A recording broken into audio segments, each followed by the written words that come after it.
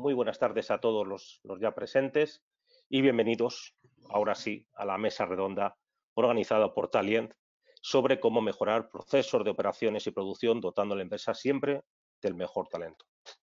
El objetivo de esta mesa es crear un diálogo que nos sirva para explicar a la audiencia, desde la experiencia en primera persona de profesionales, tanto en la parte de trabajo como interim management, como en la parte de mejora de procesos, sobre cómo se puede aumentar el valor de la organización en base a estas dos herramientas. Lo que buscamos sobre todo es que los que participáis en esta sesión pues, descubráis nuevas fórmulas para enfrentar problemas, este problema concreto de la mejora de procesos de una forma creativa y además con los recursos justos y necesarios para conseguir el éxito. Siempre digamos que haciendo más con los medios que tenemos disponibles. Permítanme, antes de comenzar la sesión, que haga una breve presentación de quién es Talient. Talient es una plataforma colaborativa focalizada en ayudar a las empresas a acceder a talento en forma de servicio bajo fórmulas laborales innovadoras. Por un lado, en Talient atraemos talento, lo activamos a partir de su implicación en proyectos profesionales y les ayudamos a desarrollar y compartir su conocimiento. Por otro lado, proponemos ese talento a empresas que lo necesitan, en las dosis óptimas, no necesariamente de forma indefinida y a tiempo completo, sino a medida de cada una de estas empresas. Podéis consultar todo lo que hacemos en Talient con mucho mayor detalle en nuestra web talient.com. La sesión la vamos a estructurar en dos bloques. El primero, de aproximadamente media hora, pues va a consistir en un diálogo entre los panelistas y yo, que haré de moderador y que ya aviso que haré trampas, por supuesto, a la hora de repartir juego, para hablar de la necesidad de contar con el mejor talento disponible para conseguir mejorar los procesos en su organización. Y en la segunda parte, pues lo que haremos los panelistas y yo será responder a las diferentes cuestiones que nos podéis hacer pues a través del chat de la presentación, de la plataforma y también algunas preguntas que ya nos han hecho llegar por email anteriormente. Ya para terminar, no quiero aburrirles más, quiero presentarnos a los ponentes y a mí, para variar voy a ser yo el primero que me presente, aunque no suene muy político, y a continuación presentaré a los panelistas para ya comenzar por fin esta sesión. Como digo, aunque no parezca muy educado, voy a empezar yo con mi presentación. Mi nombre es Jorge Asiaín, voy a actuar como moderador de esta presentación y yo soy ingeniero mecánico, Chartered Engineer, member of IMECI, tengo un máster en automoción y un MBA. Llevo más de 20 años trabajando en proyectos de ingeniería. De hecho, soy socio fundador de la consultora Alterevo, que operamos de forma internacional en proyectos relacionados con mejora de procesos, mejora de fiabilidad y mantenimiento, ingeniería forense y sobre todo la norma de gestión de activos ISO 55001. Y además soy profesor de ingeniería mecánica en la Escuela de Arquitectura, Ingeniería y Diseño de la Universidad Europea de Madrid. Espero que bueno, pues os pueda servir para moderar este debate. Me acompañan también Carlos Gens.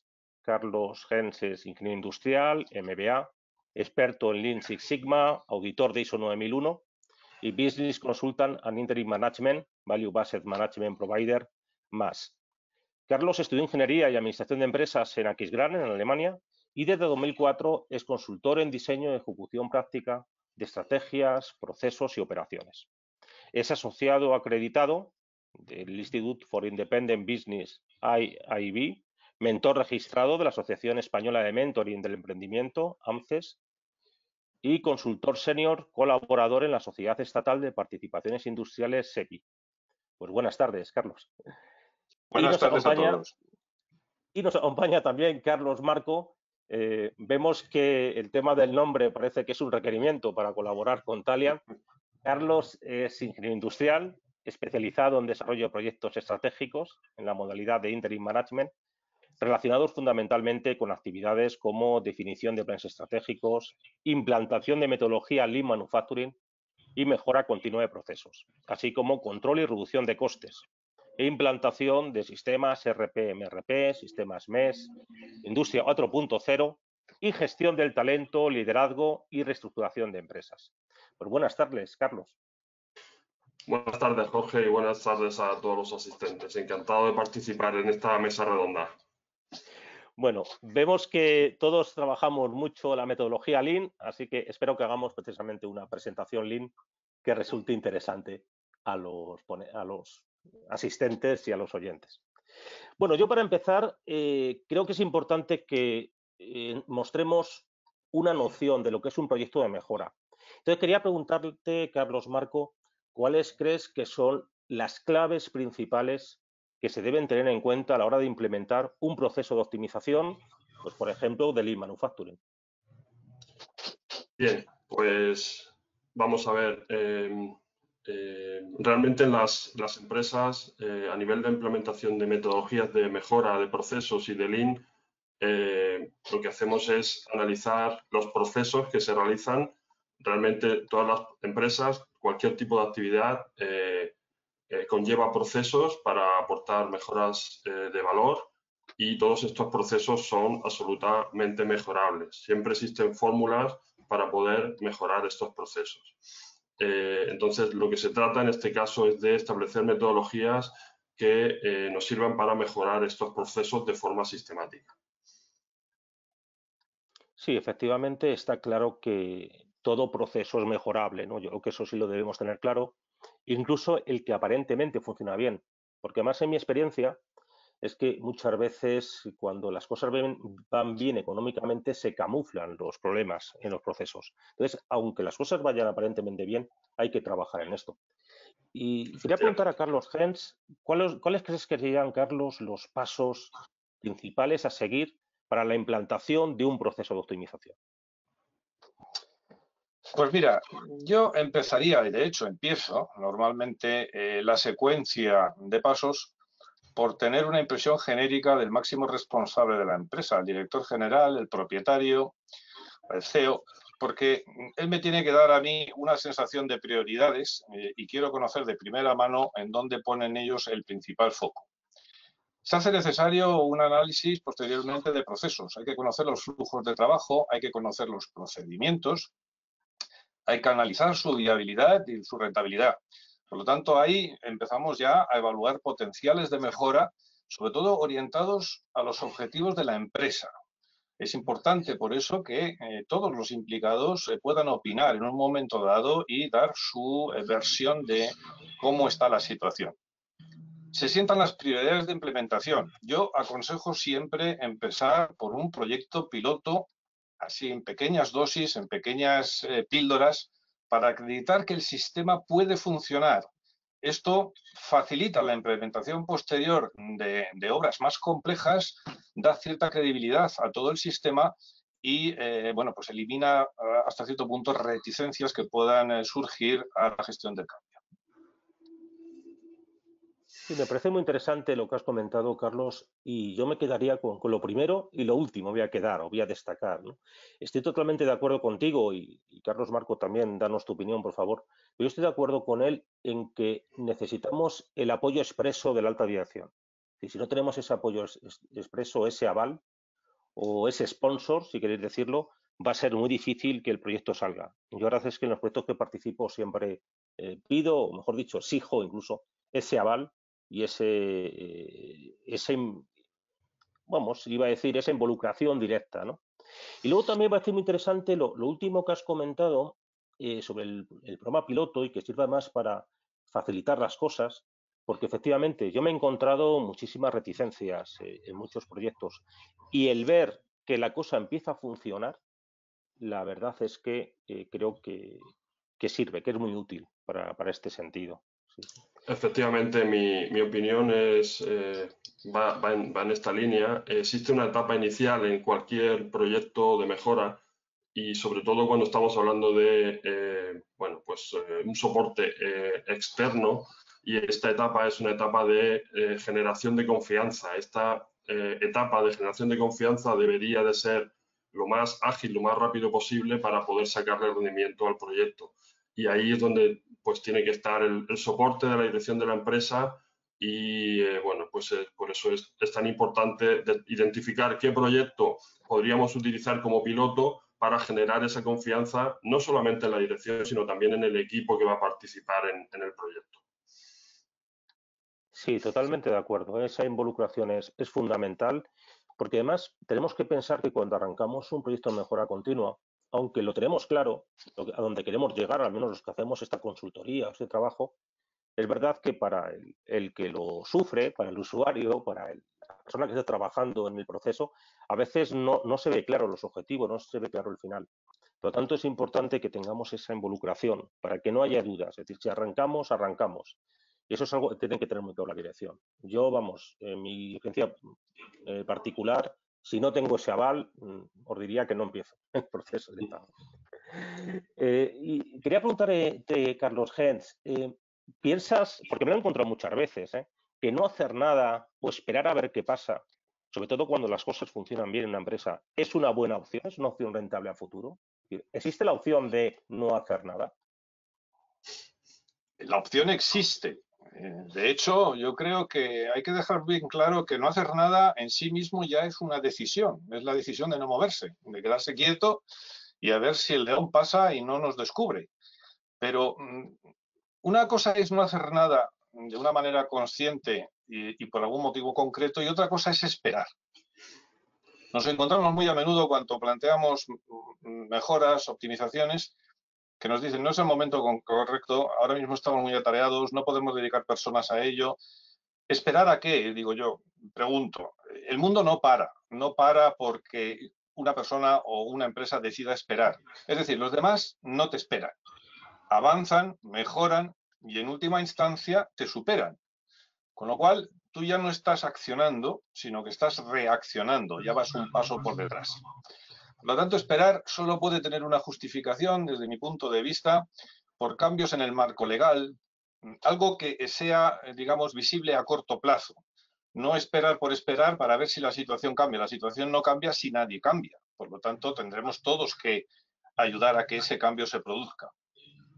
Pero aún así, siempre hay que tener como una especie de plan, un escenario, aplicarlo convenientemente. Es decir, hay que tener el plan B en el cajón, hay que ser consciente de la situación en la que estamos viviendo. La inacción en sí mismo me considero que puede ser peligrosa porque maniobra a la empresa a posiciones de desventaja. Se reducen los diferenciales de empresa o de producto y puede ser que esa reducción sea irreversible, permanente. Por lo tanto, yo diría que si no tomamos decisiones o tardamos demasiado en tomarlas, la adaptación al entorno, a la competencia, a los hábitos de compra o a los procesos internos, pues están comprometidos, simplemente están comprometidos. Nadie puede decir que se cometa un error grave, pero lo cierto es que muchas veces se sabe lo que no funciona, aunque no se sepa lo que sí funciona. Y lo que no funciona normalmente es no decidir. Por lo tanto, yo siempre pienso que es mejor accionar que reaccionar. Ya se sabe que el que da dos veces, el que da primero da dos veces. Y por lo tanto, si no caemos en la trampa de la precipitación, si no caemos en la trampa de tomar decisiones a la ligera y sin criterio, yo creo que tomar decisiones, accionar y seguir avanzando es la opción más rentable para cualquier empresa. Mientras estabas Sí. comentando esto, Carlos, me estaba acordando de la novela de Alicia en el País de las Maravillas, en el que el conejo loco decía que vivía en un mundo tan extraño que tenían que estar corriendo para permanecer en el mismo sitio. Y es que es verdad, si te paras, te quedas atrás. Antes ha comentado Carlos Gens la importancia de estudiar el proceso. Entonces, Carlos, Marco, ¿por qué consideras que es importante poner el foco de los planes de mejora en precisamente las desviaciones o los problemas que puede haber en el proceso? Bien, vamos a ver, yo aquí explico un poco la experiencia que yo he tenido siempre en este tipo de situaciones. Lo que ocurre cuando hay desviaciones de proceso, básicamente en las empresas se les suele llamar problemas, y lo que ocurre es que los problemas, por norma general, se suelen achacar a personas. Entonces, cuando una persona o un trabajador prevé que un problema se le puede achacar, lo que tiende es a ocultar esa información y a no facilitar que ese problema salga a la luz y se pueda resolver. Entonces, el cambio que se propone desde la metodología de mejora de procesos y de metodología Lean es identificar un problema como una oportunidad y como una desviación de proceso, y no ya como un defecto o un error que ha cometido alguien, simplemente tratarlo como una desviación y una oportunidad de mejora.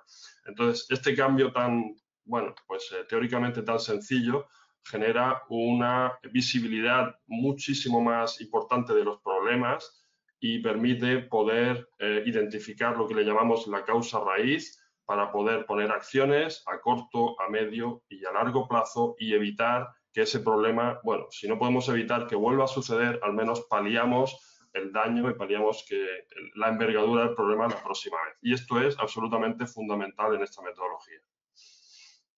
Sí, estoy totalmente de acuerdo contigo, Carlos. Además, en este sentido, yo la recomendación que hago siempre, y seguro que vosotros tenéis recomendaciones similares, es aplicar una gestión visual que enseguida muestre los problemas que hay. Y como he comentado al principio, el problema que yo me encuentro es que cuando la empresa va bien, todos los problemas se quedan como camuflados, ¿no? Y es importante, sin embargo, que salgan a la luz y que se vean. Y además también has comentado, Carlos, muy interesante la parte humana, ¿no? Y es que, claro, si yo creo que me van a echar a mí la culpa del problema, oye, yo me lo callo, no se lo digo a nadie. Por lo tanto, es muy importante crear esa confianza, ese entorno de confianza que haga que, pues, que el operario afectado, la persona afectada, declare el problema porque realmente no es un fallo de él, es un fallo del proceso. Entonces, la verdad es que es totalmente interesante, sí, sí. Y bueno, pues una vez que ponemos el foco en estos problemas, quería preguntar a Carlos Gens, ¿cuáles crees que son los mayores potenciales, las mejores potenciales mejoras, ¿no?, de una empresa? Le he preguntado fatal, pero ¿cuáles crees tú que es donde se puede mejorar más o potencialmente en una empresa aplicando una de estas metodologías?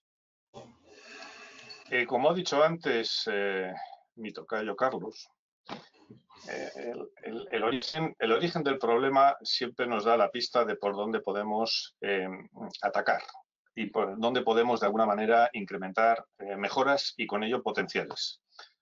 A veces, incluso intentando averiguar un problema, llegamos al origen de otro, totalmente escondido, que nadie sospechaba, y ahí está. Y a lo mejor este nos da la solución y nos abre el nudo. Los potenciales de mejora son áreas, actividades o tareas o flujos de trabajo que no se están ejecutando de una manera aceptable. Y esto exige un reconocimiento por parte de los implicados de que se puede hacer mejor. Obviamente ya estamos llegando a una cultura de empresa en donde nadie dice yo lo hago fenomenal, yo soy excelente y yo no fallo en nada. Esto antiguamente sí se oía mucho, yo lo he oído mucho. Estamos bien, no necesitamos nada. Claro, obviamente todo es mejorable y por lo tanto hay que buscar la eficacia, hay que buscar la eficiencia y hay que buscar la calidad. Porque al fin y al cabo el cliente, de eso hablaremos un poco más tarde, paga por lo que obtiene o quiere el valor de lo que paga. Los análisis de los procesos y procedimientos actuales, ya sean documentación, contratos con proveedores, contratos con clientes, especificaciones, normas, etcétera, nos tienen que indicar quién hace qué trabajo, cómo lo realiza y buscar el sentido de las cosas. Es decir, cada movimiento dentro de una empresa tiene que tener un sentido. Si no tiene sentido, es desperdicio. Bien, por lo tanto habrá que preguntar. Hay que preguntar a las personas, hay que preguntar a los clientes, hay que preguntar a los proveedores, hay que averiguar. Y hay que saber quién sabe qué. Y si esa persona que sabe algo lo comparte o lo esconde para hacerse imprescindible. También esta postura la encontramos muy a menudo. El que tiene el secreto, el que tiene el santo grial, este no le van a echar, este es imprescindible. Por lo tanto, habrá que identificar quién tiene el santo grial y ver dónde está escondido. Hay que determinar los flujos de trabajo. ¿Estamos apagando fuegos o estamos realmente creando valor dentro de la empresa? ¿Somos bomberos o somos diseñadores y somos vendedores? Por lo tanto, aquí siempre nos vamos a encontrar con las dificultades que, enfrentando a la empresa a ellas, nos van a decir, sí, sí, pero mi empresa es especial. Aquí esto no funciona. Todas las empresas son especiales, obviamente. De hecho, los problemas suelen ser recurrentes, pero las soluciones no. De esto ya hablaremos también más tarde. También tenemos que preguntarnos si hay un piloto a bordo. ¿Quién manda aquí? ¿Es un reino de taifas? ¿Hay delegación? Por lo tanto, ahí tenemos nuevamente potenciales de mejora en cuanto a la gestión de los flujos de trabajo, las capacidades de decisión, la delegación en sí mismo, cómo se resuelven los problemas, en qué velocidad. ahí tenemos capacidades de mejora y eso hay que traducirlos cuantitativa y cualitativamente a los potenciales. Por lo tanto, al final es establecer prioridades de ejecución y empezar con el ya mencionado proyecto piloto para que la gente vea que esto funciona. Eso es. Has hecho un tema muy interesante. Yo destaco dos cosas que yo también me he encontrado mucho y seguro que Carlos Marco también, que es el que se apropia del conocimiento y no lo comparte. Esto mío, como el personaje del Señor de los Anillos, para que no le toquen y asegurarse el puesto, que es un tremendo error. Y mi experiencia es que luego sí que prescindir personal, por supuesto, también se puede prescindir. Y luego la creencia de cómo vamos bien. A mí es el que más miedo me da cuando visito industrias, porque no quiero ser cenizo, pero es que ninguna va bien al 100%. Todas funcionan, afortunadamente, todas van bien en el sentido de que funcionan, pero es verdad que todas esconden problemas y esos problemas debemos abordarlos, según mi experiencia, cuando las cosas van bien, que podemos dedicarle tiempo y recursos, no cuando las cosas van mal. Entonces hay que anticiparse. Pero estos temas que has comentado, Carlos, muy interesante, además has dado los pasos. Quería preguntarte, Carlos Marco, ¿cuál ha sido para ti o cuáles, en tu opinión, los mayores obstáculos que te puedes encontrar al llevar a cabo estos proyectos en base a estos temas que ha comentado Carlos Gens? Bien, pues para mí la respuesta es muy clara. A ver, yo suelo decir que la dificultad en cualquier proyecto de mejora no estriba en identificar cuáles son las oportunidades de mejora. Es decir, la dificultad no está en decir lo que hay que hacer o en saber lo que hay que hacer. El verdadero reto está en conseguir que se haga lo que hay que hacer. En muchos casos, incluso las empresas pues han identificado cuáles son las acciones que tienen que implementar, pero por algún motivo, por circunstancias, pues no se consigue implementar esas acciones, no se les da seguimiento, con lo cual el verdadero reto en este tipo de proyectos es conseguir que las acciones que se han detectado y que se han decidido implementar realmente se ejecuten. Es decir, desde mi punto de vista, el mayor obstáculo siempre está en esa resistencia al cambio, en hacer las cosas de forma diferente. Solemos escuchar, yo esto lo he hecho siempre así, yo soy el que sabe hacerlo, y entonces estar abiertos a hacer las cosas de otra manera, incluso con posibilidades de, bueno, pues de cometer errores. Se te permiten ciertos errores siempre que sea de forma controlada, para ir corrigiendo, para ir buscando siempre la forma idónea de trabajar, y esa sistemática es la que nos permite poder avanzar en estos proyectos. Es decir, que, digamos, el problema siempre está ahí en romper este hielo, ¿no? de permitir a los errores controlados y de ese modo pues vamos ajustando las decisiones y vamos alcanzando los objetivos. Sí, es una parte muy, muy interesante lo que has comentado. Y además es que enlaza muy bien con lo que ha comentado Carlos Gens, ¿no? Toda la parte de siempre lo hemos hecho así, nos va bien. Claro, pero es que efectivamente el va bien, luego te encuentras que no va tan bien como aparentemente pensabas. Y en cualquier caso, oye, las cosas van bien, pero pueden ir mejor, ¿no? Entonces se trata de ese cambio que es muy complicado. Yo estoy de acuerdo contigo en que es esa reticencia al cambio la que supone la mayor dificultad. Carlos Gens, ¿cómo crees tú que debemos superar esa resistencia al cambio? ¿Cómo debemos gestionar estos cambios? Esa es la pregunta del millón, yo creo, ¿no? Porque realmente no he visto un caso igual en ninguna de las empresas en las que he estado. Esto para empezar. Y yo creo que hay que dejar claro también que, como he dicho antes, los problemas pueden ser recurrentes en un momento dado. Se pueden meter en ciertos departamentos, en ciertos cajoncitos, pero las soluciones siempre son individuales. El cambio, tú lo has dicho, Jorge, antes, nada más iniciarnos, el cambio solamente se puede producir de arriba a abajo. Si el líder no toma el paso hacia adelante, no da el paso hacia adelante, no podemos esperar que los empleados le sigan, porque la reticencia va a estar ahí y si el propio jefe no está convencido, nosotros desde fuera no vamos a poder convencer a toda la plantilla. Por lo tanto, la implicación tiene que ser de la dirección general, del propietario, y esto es absolutamente requisito fundamental. A partir de ahí, pienso, es la información y la formación, las dos cosas. Tenemos que informar a todo el mundo de los cambios que se plantean. Previamente ya habremos hecho los contactos necesarios para saber cuáles pueden ser, los motivos, las mejoras y los beneficios. Y los beneficios tienen que explicarse como información a nivel individual de cada uno de los integrantes, a nivel de departamento, a nivel de empresa y prácticamente en los diferentes estados o estadios del proceso. Por lo tanto, eso es la información. Durante el proceso, la implicación de los empleados con tareas y contribuciones, hay que hacerles responsables de ciertas áreas para ver que forman parte del cambio. El cambio no cae de arriba, se rompe y ya está ahí. Y ya estáis todos impregnados del cambio. Esto no funciona. No funciona. Lo puedo decir con mucha rotundidad. No funciona. Por lo tanto, hay que implicar a las personas. Y luego el tema de la formación para mí es absolutamente esencial. No se puede pedir que alguien cambie de hábitos, cambie de normas, cambie de procedimientos, sin antes haberle dado las herramientas, el conocimiento, el hábito, el nuevo hábito, darle el tiempo para acostumbrarse a ello. Es decir, la formación necesaria.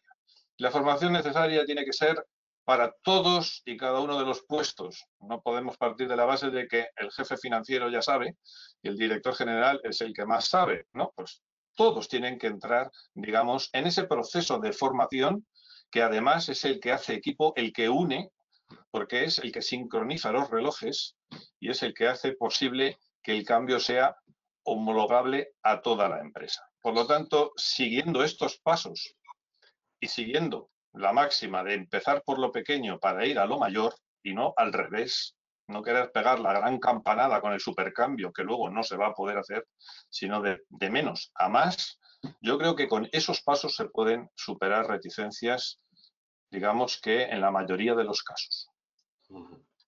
Sí, es interesante. Además, yo quiero destacar el tema que has comentado de la cualificación del personal, ¿verdad? Y esa idea, sobre todo de empresa más pequeña, ¿no? De que la dirección general o el director general es el que más sabe. Yo, si soy el director general, no pretendo ser el que más sé. Pretendo liderar un equipo en el que entre todos somos los que más sabemos, ¿no? Y yo no necesito un equipo de personas en el que todos sepan de todo. Es como tener un equipo de fútbol en que todos son excelentes delanteros centro o excelentes porteros. Yo lo que necesito es un equipo en el que tengo especialistas en diferentes áreas, ¿no? Y que entre todos cubrimos. Esa es para mí la clave y lo que cuesta, ¿no? Pero has comentado, y continuó con Carlos Gens, la importancia de que vaya de arriba abajo, de involucrar al personal. Sin embargo, ¿cómo introduces aquí la figura de un consultor de empresa o de un interim manager? ¿Y cómo lo implantamos aquí? Porque al fin y al cabo un consultor o un interim manager es un externo. Entonces, Carlos Gens, ¿qué opinas? Es decir, ¿cómo integras esto y cómo diferenciarías entre un consultor y un interim manager? La figura de interim management, del interim manager, yo la conozco desde hace aproximadamente 20 años desde el mundo anglosajón, el que he trabajado y trabajo y sigo trabajando desde hace mucho tiempo. Hay que reconocer que por el norte de Europa, en Inglaterra, en Alemania, en fin, en países, digamos, del norte de Europa, de corte anglosajón, es una figura bastante conocida. También es cierto que allí se reconoce de alguna manera más el valor que puede tener, digamos, el consejero o el consultor independiente. Se busca en este caso, para un interim manager, el interim manager es un empleado más de la casa, no es un consultor, es una persona que tiene directamente responsabilidad y que tiene además autoridad, normalmente por apoderamiento. Por lo tanto, es una persona temporalmente en un puesto de trabajo, digamos que muy definido, muy concreto, para una serie de proyectos que, bueno, pueden estar comprometidos en resultados y en tiempo, y se necesita una ejecución, digamos, inmediata. El consultor es una persona más independiente, no forma parte del equipo propiamente dicho de dirección, sí puede formar parte del consejo, obviamente, pero digamos que se le tiene para proyectos más cortos, más puntuales, y digamos, partiendo de la base de que la empresa tiene un equipo de ejecución propio con lo cual el consultor, digamos que da la visión de helicóptero, la visión externa, una visión enriquecedora. Se podría decir que puede ser como una especie de inteligencia artificial incorporada a la empresa que digamos que trata temas o conceptos que desde dentro de la empresa pues a lo mejor no se ven. El Interim Manager se pone la gorra de la empresa, actúa en nombre de la empresa, está comprometido con los resultados de la empresa y normalmente su sueldo también depende de eso. Efectivamente. No, es fundamental. Yo quería preguntarte, Carlos Marco, en base a, sobre todo, tu experiencia como Interim Manager y teniendo en cuenta pues, que haces un trabajo temporal o incluso como consultor, que estás un poco fuera de la organización, ¿qué importancia le das pues, al estilo de liderazgo para poder gestionar estos grupos? ¿Cómo lideras un equipo cuando todos saben que estás de paso, así entre comillas? Bien, pues lo he comentado antes, así por encima.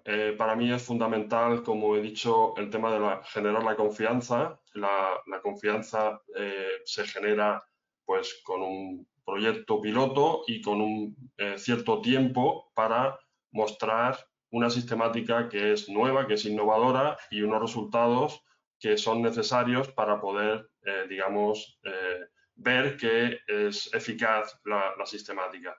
Entonces, el estilo que se debe de aplicar es de dar soporte, es servir de guía al proyecto a nivel de directrices, dar soporte, cada uno tiene que asumir su rol y tiene que estar muy bien definido y muy claro. Y sobre todo es importante, al menos en mi experiencia, es importante eliminar el factor miedo a la participación o a opinar o a, pues como he comentado antes, mostrar un error o mostrar una deficiencia que en una sistemática pues optimista o ventajosa nos permite poder compartir toda esta información sin ningún tipo de problema. Básicamente se trata de eliminar el estilo de liderazgo de pues esto se hace porque lo digo yo, esto no funciona en absoluto y hemos de estar convencidos, el equipo tiene que estar convencido de que se está actuando de forma adecuada y que estamos en el camino correcto. Sí, además, me parece además fundamental lo que has comentado, teniendo en cuenta que el interim es una persona temporal y que lo sabe todo el mundo, o el consultor es un externo.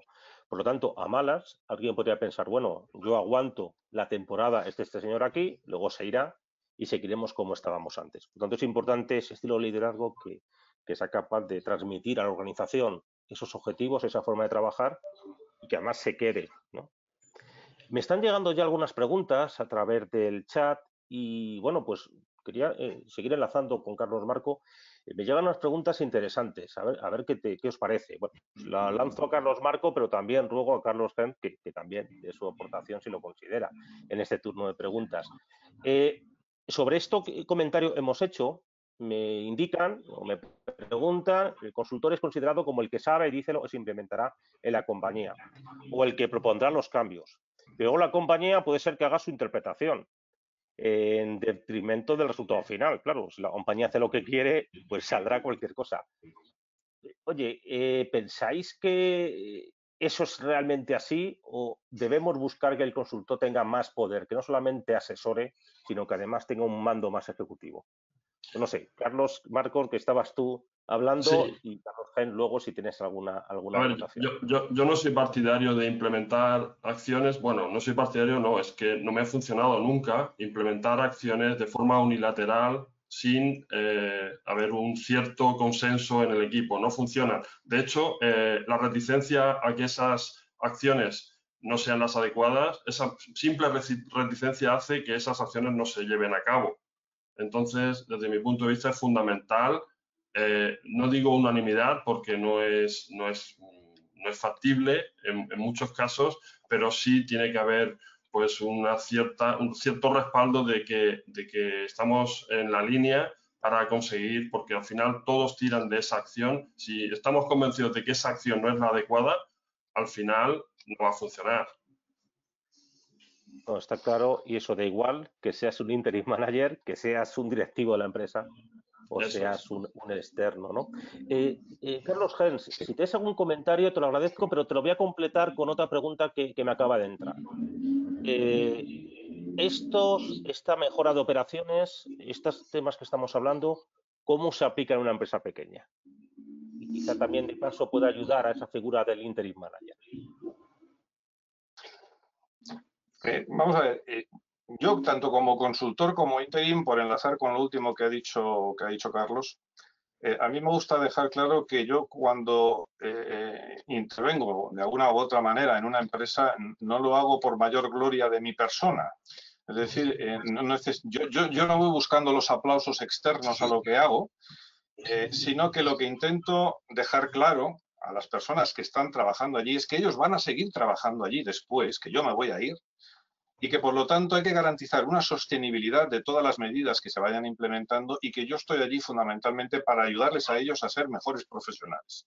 Es decir, que mi soporte va en dirección a ellos, a las personas, a su empleabilidad y a su capacidad de resolver problemas posteriormente.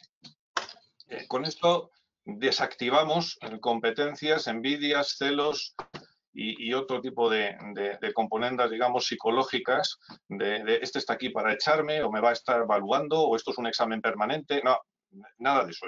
Yo cuando intervengo en una empresa normalmente dejo claro y esto me facilita después la colaboración con las personas. En cuanto al tema de operaciones, bueno, operaciones es un término genérico que se utiliza para muchas cosas y hay quien lo confunde con la logística, hay quien lo confunde con el supply chain.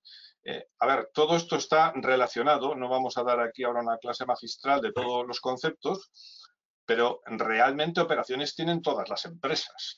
Operaciones tienen que tener todas las empresas porque operaciones es prácticamente lo que de alguna manera te relaciona con el exterior, con el interior y el que hace y que posibilita que la empresa funcione. Para mí el tema operaciones en su gran dimensión es la columna vertebral de la empresa. Por lo tanto, sea grande la empresa, sea pequeña, tiene que tener un concepto claro de cómo funcionan sus operaciones. Tiene que tener un proceso, un flujo de trabajo definido. Ese siempre es mejorable, lógicamente.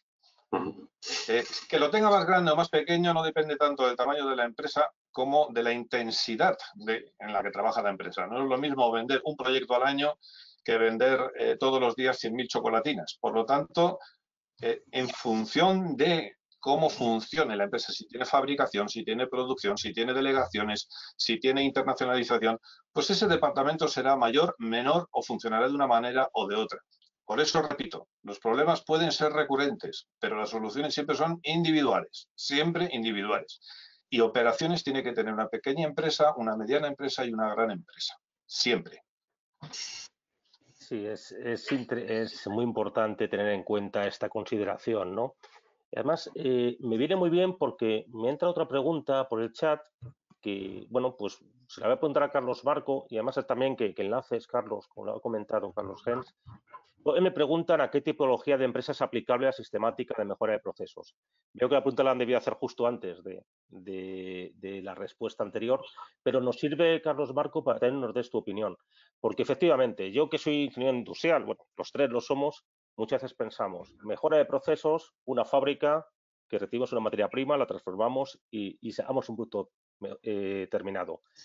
Pero esta metodología es aplicable a otros tipos de empresa o a qué tipo de empresa la aplicarías? Absolutamente sí, y bueno, efectivamente tenemos esta tendencia, ¿no?, de pensar que las operaciones están vinculadas a los entornos fabriles, entornos productivos, pero realmente, como Carlos comentaba, cualquier empresa implica operaciones o yo le llamo procesos, son procesos, los procesos los tenemos incluso en casa, los tenemos en cualquier planificación que hagamos y centrándonos en las empresas, todas las empresas implican procesos que básicamente nos sirven para aportar valor al producto o servicio que ofrecemos a nuestros clientes. Entonces, pues se trata de concentrarnos en esto y es aplicable a cualquier tipo de actividad sea servicios, sea industria, sea sector primario, porque va implícito procesos que son mejorables y que, bueno, pues implican un proceso de mejora continua que no tiene fin. Efectivamente. Yo además en este caso quería transmitiros mi experiencia, porque hace unos años participé en un proceso en un proyecto de mejora de procesos en un hospital. Y bueno, pues tengo que decir que había muchas reticencias al principio, ¿no? Pues oye, llegas a un hospital a mejorar procesos, todo el mundo piensa recortes, a recortar. De hecho, bueno, pues había pancartas incluso en el hospital en contra del proceso. Y efectivamente, nosotros lo que hicimos fue tratar el proceso como un proceso en el que hay unas entradas, hay unas operaciones y hay unas salidas. Y eso hay que optimizarlo, darle el máximo valor al menor coste. Y bueno, pues la verdad es que supone un cambio de mentalidad para los que están implicados, pero se puede hacer y podéis pensar en un hospital, que quizá parezca lo contrario de una fábrica, pero igual que se hace allí, se hace en una oficina, se hace en un proceso de reparto o incluso, bueno, pues en banca, pues también sabemos que en banca hay bastantes ingenieros implicados en mejora de procesos, ¿no? Siempre además has comentado muy bien, Carlos Marco, el tema de valor, ¿no? Entonces yo quería preguntarle a Carlos Hens, porque también nos ha entrado la pregunta, ha debido ser precisamente como consecuencia de tu comentario, ¿qué es, me preguntan, y cómo se implementa una gestión basada en valor? Es decir, precisamente, ¿cómo conseguimos gestionar nuestra empresa para enfocarnos en eso, en dar valor? Mira, el valor realmente es una apreciación que cada uno tiene la suya. Por lo tanto, empecemos por ahí. Esto a veces, obviamente, si lo cuantificamos, pero entonces ya estamos hablando de costes, estamos hablando de precio. ¿Qué tiene valor? Yo te diría que como resumen genérico dentro de una empresa hay fundamentalmente 3 actividades que se pueden englobar dentro del ámbito del valor. Aquellas actividades por las que el cliente paga, eso tiene valor. Si el cliente no te va a pagar por tener una factura más o menos bonita, te va a pagar por tener una factura y por tener un producto. Por lo tanto, hay que saber por qué nos compra a nosotros. ¿Cuál es el motivo que le lleva a un cliente a decidirse por nuestra opción? Existen diferentes herramientas dentro del Lean Management para saber por qué nos compra el cliente y también existe, obviamente, una herramienta que es el Value Stream Map o mapa de flujo de valor para saber identificar en cada fase en la que te encuentras, en cada fase de producción o de servicio, dónde estás generando realmente un valor por el cual el cliente paga. Tenemos otro grupo, que es aquellas actividades por las que el cliente no va a pagar un duro, que no tienen valor para el cliente, no deberían de tenerlo para uno mismo tampoco, pero son absolutamente necesarias para que la empresa funcione. Por lo tanto, no podemos suprimirlas. Y luego tenemos el tercer grupo, aquellas acciones por las que el cliente no paga y tampoco tiene ningún tipo de valor para nosotros. Esto es lo que llamamos en Lean Management el desperdicio. Hay muchas razones para poder definir lo que es un desperdicio. Tiempo, dinero, materiales, paseos, en fin, muchas cosas que pueden definir lo que es el desperdicio. Por lo tanto, en el análisis de valor tenemos que saber en qué somos buenos y por qué paga el cliente. A partir de ahí ya podemos generar una gestión basada en el valor, porque siempre trataremos de potenciar eso que hacemos bien y eliminar eso que hacemos mal. Y en este sentido, recurro un poco a la frase que has dicho tú antes, en los tiempos buenos. En los tiempos buenos, cuando el agua sube y la marea está alta, todos nadamos bien. En el momento en que la marea empieza a bajar es cuando nos damos cuenta de que en el suelo hay piedras y que pinchan y que nos tenemos que poner zapatos. Si eso lo hubiéramos pensado antes, pues a lo mejor no nos haríamos heridas. Entonces, el valor lo que pretende, entre otras cosas, es eso, mantenernos a un nivel constante, aceptable para el cliente, aceptable para nosotros. Efectivamente. Yo además, siempre, en relación con lo que has comentado, considero que el valor en general es subjetivo. Es decir, no todas las personas valoramos igual las mismas cosas. Por lo tanto, es importante que nosotros adaptemos nuestros procesos a la idea de valor que tiene nuestro cliente, no los demás clientes, el nuestro, ¿no? Y además el valor es cambiante, es subjetivo y es cambiante. Es decir, hoy valoro una cosa, pero el año que viene, dentro de 2 años, valoro otra, ¿no? Yo os cuento una pequeña anécdota. Vamos, yo muy influenciado en Lean Manufacturing, pues por supuesto tengo vehículos Toyota, pues no podía ser de otra manera, y aún así les enmiendo algunas cosas. Y es que, por ejemplo, pues en uno de los vehículos que compré me ofrecieron el navegador, una oferta muy buena de navegador. Bien, yo no valoro el navegador si tengo el navegador del móvil. ¿Para qué quiero otro navegador más que seguramente funciona peor que el del móvil y está menos actualizado? Entonces, oye, te puedes gastar una pasta en poner un navegador al coche, fantástico, pero si tienes el del móvil, yo no lo valoro. Pero es que yo llego más allá, es que por mí quitaría hasta la radio del coche. Si tengo mi teléfono móvil, tengo mi smartphone, ¿para qué quiero que el coche tenga radio? Que tenga una salida de sonido, eso sí, ¿no? Entonces, aquí se puede ver cómo yo, es un caso particular mío, seguro que muchos os identificáis, pero es un caso particular mío, yo no valoro el equipo de radio ni el navegador y no estoy dispuesto a pagar nada por él. Oye, pues quizá una forma de que ese vehículo tenga un coste más ajustado es que se adapte a ese valor, ¿no? Claro, el valor es difícil, ¿eh? Hay que estudiar muy bien a tu cliente, saber quién es tu cliente, y la verdad es que es muy complicado. Estoy de acuerdo contigo, pero es una guerra, ¿eh? Una guerra a seguir. Oye, he hablado de valor, hemos hablado de valor y me llega otra pregunta, aunque le he cambiado el orden un poco porque me parece más interesante aquí. Y esta pregunta te la lanzo, Carlos Marco. Me preguntan que cómo afecta el proceso de toma de decisiones en el resultado de las empresas y cómo, precisamente implantando estas mejoras, podemos mejorar también ese proceso de toma de decisiones. Bien, pues es una gran pregunta y es uno de los grandes caballos de batalla en todas las empresas. Al menos en base a mi experiencia, el proceso de la toma de decisión es una de las cosas en las que más fallamos. Muchas veces se toman decisiones precipitadas, en ocasiones nos llevamos mucho tiempo para tomar decisiones, yo me lo he encontrado en muchas ocasiones, nos da miedo tomar decisiones porque una decisión implica asumir un riesgo. Otras veces no tenemos información suficiente, con lo cual es fundamental establecer una sistemática adecuada para que esa toma de decisión, primero, sea minimizando los riesgos con la máxima información y, sobre todo, es importante, yo lo puntualizo siempre, es quién asume la responsabilidad de esa decisión y las consecuencias de las decisiones que se toman.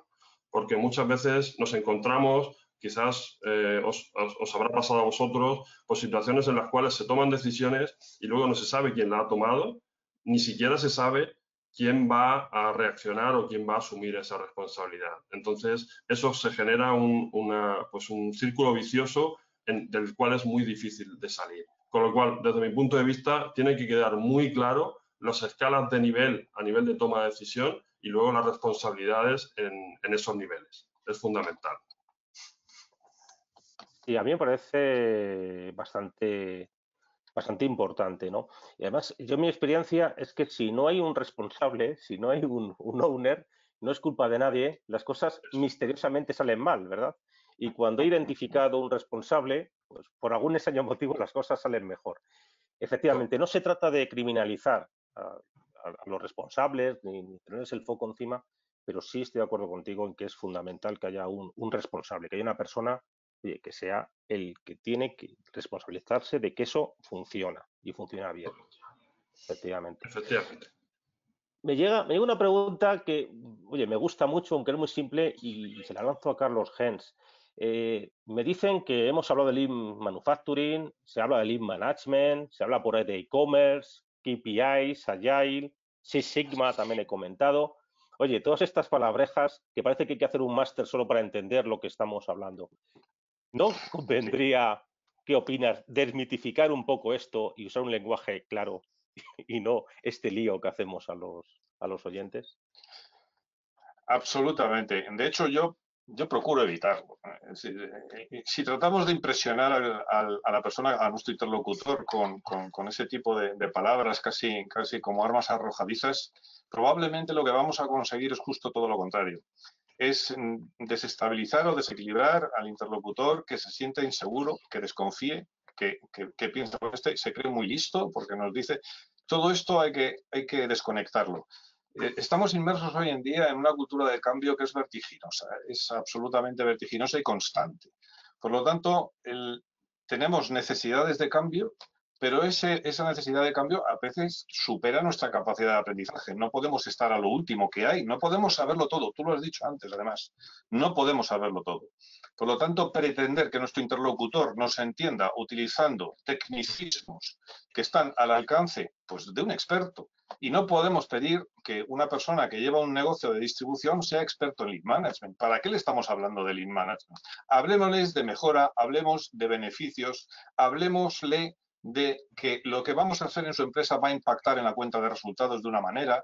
Esto le interesa. Lo otro, pues le interesa menos. Es como cuando llevas un coche al taller y el mecánico, que es un poco pesado, te empieza a explicar la herramienta que ha tenido que utilizar para hacer el cambio de aceite. Pues oiga usted, mire, yo lo que quería era un cambio de aceite, no que me explique si es la llave del 10 o la llave del 15. Por lo tanto, este tipo digamos, de conceptos que quedan bien y que se utilizan, yo pienso que lo que hay que hacer es desmitificarlos desde un punto de vista práctico. Aplicarlos, hacer acciones prácticas, proyectos pilotos sin etiquetas previas y luego conjuntamente todos le ponemos la etiqueta, lo llamamos como le llamemos y llegamos a la conclusión de que esto ya estaba inventado, pero después. No intentar de antemano, intentar impresionar al personal con una serie de conceptos que realmente conocerlos o no conocerlos nos interesa a nosotros y somos los técnicos, los expertos y los profesionales. A la persona que no se pelea con eso todos los días no le tiene por qué interesar demasiado. Yo estoy de acuerdo contigo y además mi experiencia es que a veces parecemos, perdona la palabra, unos frigis, repitiendo palabras de estos y como bien has dicho, muchas veces espantan más a los clientes, ¿no?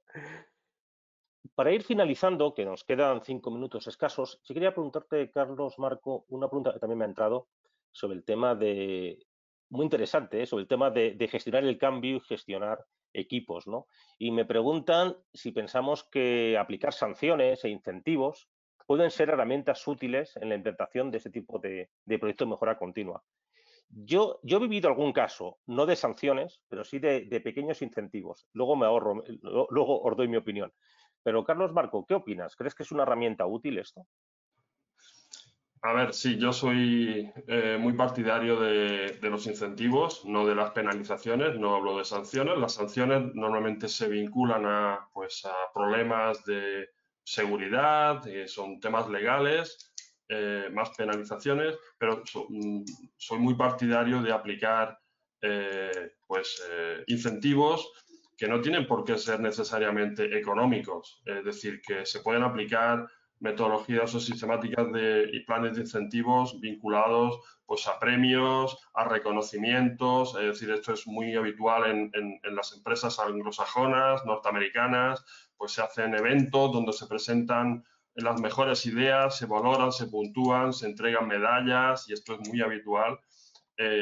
También, por supuesto, lo que serían los incentivos económicos también ayudan bastante, siempre y cuando se haga bien. Es decir, un plan de incentivos ya sea para pues, actividades del día a día, ya sea para proyectos de mejora, se tienen que realizar de forma adecuada con unos objetivos muy claros, cuantificables y que no haya ningún tipo de duda. Es decir, en mi caso la experiencia ha sido que son muy necesarios, muy útiles, porque, bueno, contribuyen a mejorar la implicación, la motivación del equipo en empujar pues, este tipo de proyectos. Sí, es importante. Yo me estoy acordando, por eso te comentaba que yo pienso como tú, en eso coincidimos.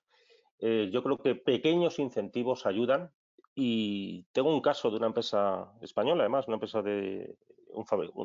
una bodega, vamos, un fabricante de licores, que tiene un sistema bastante curioso de pequeños incentivos de bajo valor económico, de manera que no creaba malos rollos entre los empleados, pero con impacto, ¿no? Pues me acuerdo que uno de los incentivos favoritos era mejorar la cesta de Navidad de los empleados, ¿no? Y usaban un sistema de puntos, como en las gasolineras, una tarjeta, que ibas cargando puntos y podías canjearlo por estos regalos de poco valor económico, eso sí, pero un poco que mostraba ese reconocimiento. Son muy Me quedo útiles. contigo, sí, son útiles, ¿verdad? Me quedo contigo, Carlos Marco, porque quería preguntarte también, que me llega ahora y ya vamos finalizando, si consideras que es importante los planes de formación y bueno, pues ¿cómo valorarías los planes de formación necesarios para tener el mejor mix en nuestro equipo? Bien, es una gran pregunta. De hecho, es otro de los puntos que yo considero frágiles en las empresas que, digamos, tienen problemas de competitividad, porque fallamos en lo que sería poner el valor realmente a lo que mayor valor tiene la empresa, que es al equipo. Es decir, muchas veces perdemos el foco, nos centramos en el producto, nos centramos en el cliente, nos centramos en el proceso, pero nos olvidamos de lo más importante, que es el propio equipo. No hablo del equipo interno de la empresa, son los proveedores, son los acreedores, bueno, son todos los participantes en los proyectos. Es importante que tengan la cualificación necesaria y la propia empresa tiene que fomentarlo.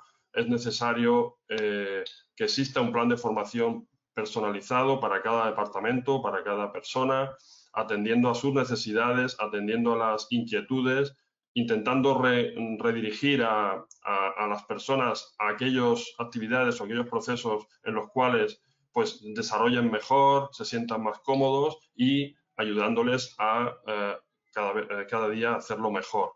Entonces, esto es una de las grandes fragilidades, desde mi punto de vista, es lo que marca la diferencia entre unas empresas a otras.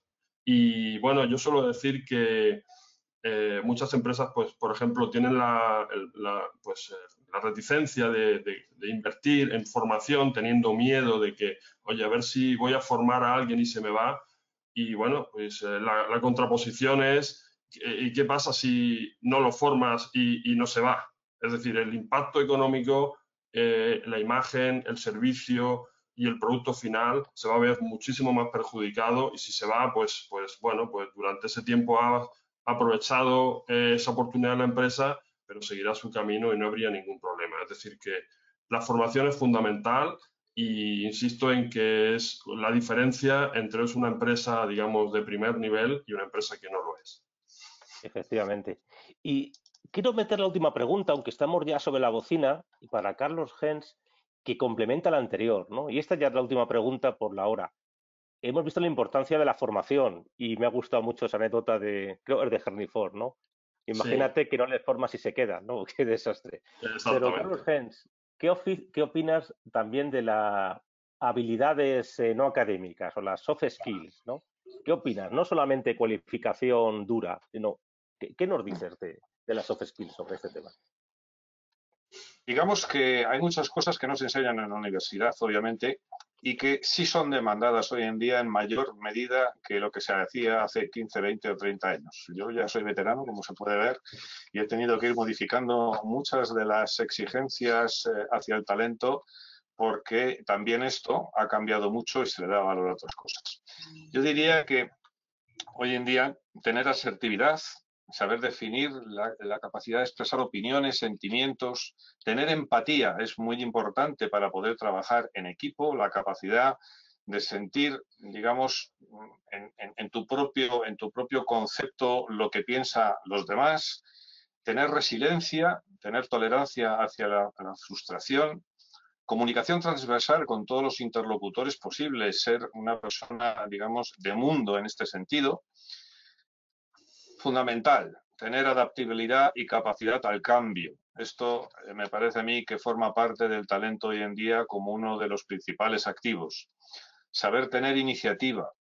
Y luego para mí algo muy importante que se encuentra muy poco, como dicen del sentido común, ¿no? Que es el menos común de los sentidos, pues yo aplico esta frase sin el juego de palabras al tema de criterio y de opinión.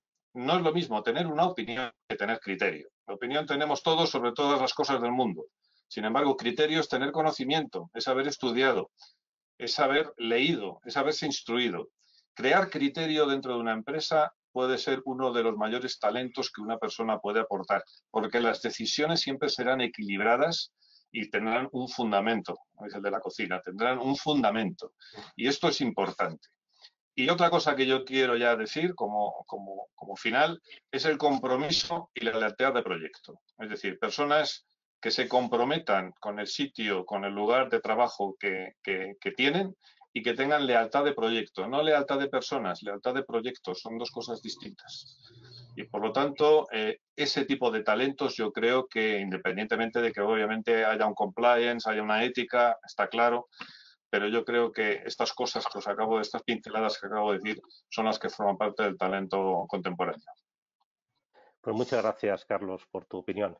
Bueno, nos quedan preguntas, entonces, como no tenemos más tiempo, a las preguntas que no hemos respondido, os ofrezco un bonus, y es que responderemos vía email o vía LinkedIn